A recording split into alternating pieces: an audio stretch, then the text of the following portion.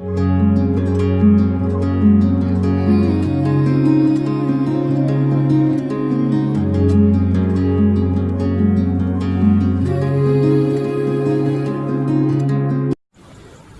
दोस्तों, मैं डॉक्टर राहुल पाठक, neuro physician एवं न्यूरो इंटरवेंशनिस्ट रायपुर से बोल रहा हूँ। दोस्तों, मेरे पिछले वीडियो में माइग्रेन के कारण क्या होते हैं, माइग्रेन क्या होता है, माइग्रेन के क्या लक्षण होते हैं, माइग्रेन कितने प्रकार का होता है, इसके बारे में मैंने बात की थी। आज के वीडियो में मैं आपसे माइग्रेन से बचाव के बारे में बात करूंगा और माइग्रेन का इलाज कैसे होता है इसके बारे में बात करूंगा। दोस्तों, आज पूरे विश्व में हर साल अरबों लोग माइग्रेन के सिर दर्द की समस्या से पीड़ित होते हैं और हालांकि माइग्रेन का एक बहुत ही एक सामान्य विकार होता है और इसका सही कारण और सही इलाज अभी तक स्थापित नहीं हुआ है।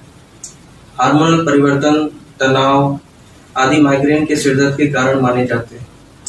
अपनी जीवन शैली में ध्यान में रखकर इस समस्या को बड़ी मात्रा में नियंत्रित किया जा सकता है। दोस्तों, माइग्रेन से बचने का जो महत्वपूर्ण उपाय है वह है संतुलित आहार का सेवन करना, यानी कि हेल्दी डाइट। दोस्तों, ऐसा कई बार देखा गया है कि अगर आप हेल्दी डाइट का सेवन करते हैं तो माइग्रेन से जो सिर दर्द होता है उसकी समस्या को नियंत्रित कर सकते हैं। हम लोग हमेशा अपने डाइट में चॉकलेट, पनीर और जो सोया प्रोडक्ट्स होते हैं, कैफीन, अल्कोहल आदि को शामिल करते हैं। और अगर आप माइग्रेन की समस्या से ग्रसित हैं तो इनमें से किसी को भी अपनी डाइट में शामिल ना करें। और इसके अलावा जो खाने में जो हम हरी पत्तेदार सब्जियां लेते हैं उनमें मैग्नीशियम की मात्रा अधिक होती है, तो वो हमें अपने डाइट में शामिल करना चाहिए। इसके अलावा ज्यादा खट्टे फलों का सेवन करने से बचना चाहिए। ताजा पका हुआ खाना ही खाएं, बासी बची हुई आहार का सेवन ना करें और कंटिन्यूअस हाइड्रेटेड रहने के लिए पूरे दिन में कम से कम 8 से 10 ग्लास पानी का सेवन करना चाहिए। कुछ मामलों में कॉफी का सेवन सिर दर्द की समस्या से आराम दिला सकता है, लेकिन अगर कॉफी को आप अपने आहार में शामिल करते हैं और उसे कंटिन्यूअसली लेते रहते हैं, अधिक मात्रा में लेते हैं, तो उसमें मौजूद कैफीन माइग्रेन की समस्या को बढ़ा सकता है। इसके अलावा बहुत नमक के साथ तले हुए भोजन को भी नहीं लेना चाहिए।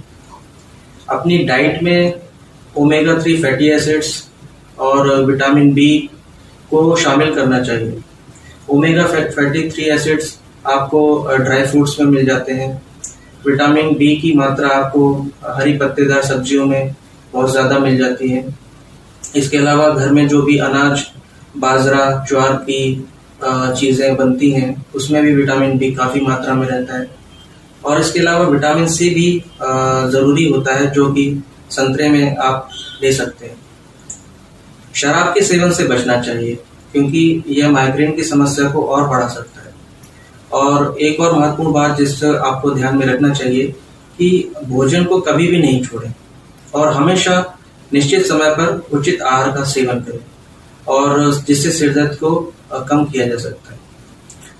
इसके अलावा दूसरा बहुत महत्वपूर्ण उपाय है माइग्रेन से बचने के लिए कि हमें हमेशा पर्याप्त नींद लेना चाहिए।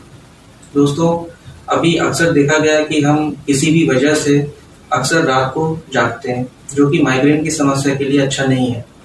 और नींद का अभाव माइग्रेन के ट्रिगर के रूप में भी काम करता है और माइग्रेन की समस्या को बढ़ा सकता है।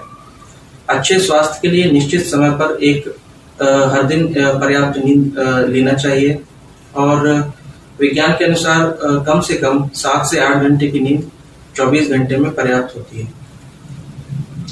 तीसरा एक बहुत महत्वपूर्ण पॉइंट है माइग्रेन की समस्या से दूर रहने का, एक्सरसाइज। एक्सरसाइज से मेरा मतलब है जिसमें योगासन भी हो, प्राणायाम भी हो और एरोबिक एक्सरसाइजेस भी हो। हम जानते हैं कि माइग्रेन के दर्द के लिए तनाव ट्रिगर के रूप में काम करता है। इस समस्या से निजात पाने के लिए एक्सरसाइज बहुत ही अच्छा तरीका है और एक्सरसाइज करके हम तनाव और जो नेगेटिव थॉट्स होते हैं उसको खत्म कर सकते हैं। और जब हम वर्कआउट करते हैं तो हमारे शरीर से अच्छे हार्मोन्स निकलते हैं जिन्हें एंडोर्फिन्स कहते हैं, और जिससे हमारी मनोदशा भी सुधरती है। इसके अलावा योगासन हमारे आंतरिक तनाव को भी दूर करता है और हमारे बॉडी को भी अच्छा करता है, और उससे मन को भी आराम मिलता है और तनाव को शांत करने में भी मदद मिलती है।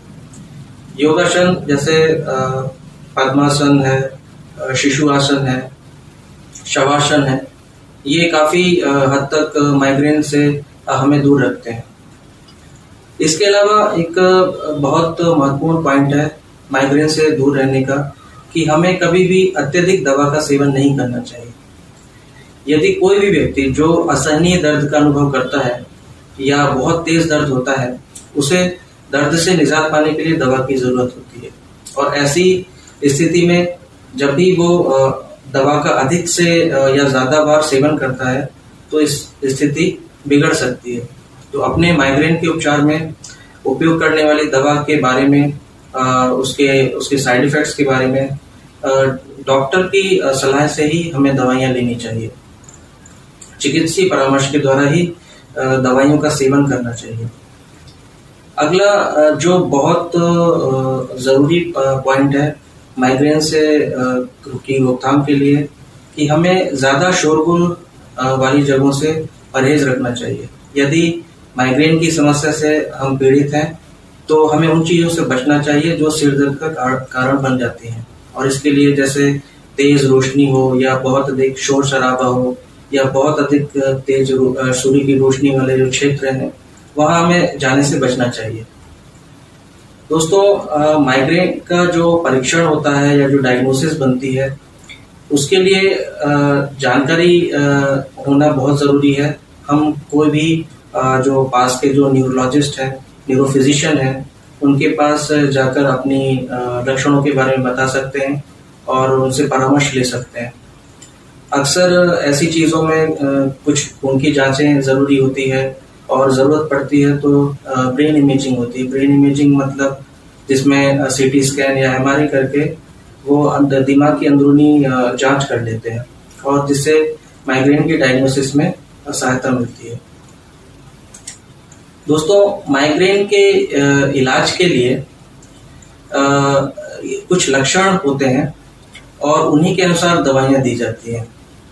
अगर हम मोटी भाषा में एक बोले कि तो माइग्रेन की दवाइयों को दो कैटेगरी में हम रख सकते हैं।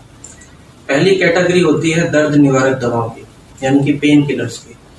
दोस्तों, जब भी किसी व्यक्ति को माइग्रेन होता है तो उस समय उसे पेन किलर्स या दर्द निवारक दवाओं की बहुत जरूरत पड़ती है। ये दवाइयां शॉर्ट टर्म पीरियड के लिए होती हैं, यानी कि कुछ घंटों से लेकर कुछ दिनों तक ही चलाई जाती हैं, और जब सिर का दर्द ठीक हो जाता है तो ये पेन किलर दवाइयां धीरे धीरे बंद कर दी जाती हैं। इसके अलावा दूसरे तरीके की जो दवाइयां होती हैं वो निरोधक दवाइयां होती हैं, यानी कि प्रिवेंटिव मेडिकेशंस, और इस तरह की दवाइयां नियमित रूप से रोज लेनी होती हैं ताकि सिर दर्द की गंभीरता को कम किया जा सके और उसे बार बार होने से रोका जा सके। प्रिवेंटिव दवाइयां अक्सर हमें तब जरूरत पड़ती है जब हमारा जो सिर दर्द है 4 घंटे से ज्यादा हो दिन भर में, या महीने में 4 से 5 बार हो, या पेन किलर दवाइयां लेने के बावजूद भी सिर दर्द बना रहे। हमें अपने इलाज के बारे में डॉक्टर से हमेशा परामर्श करना चाहिए, और आपके सिर दर्द की इंटेंसिटी के आधार पर, आपकी सिर दर्द की फ्रीक्वेंसी के आधार पर ये तय होता है कि किस तरह की दवाइयां आपको दी जाएंगी।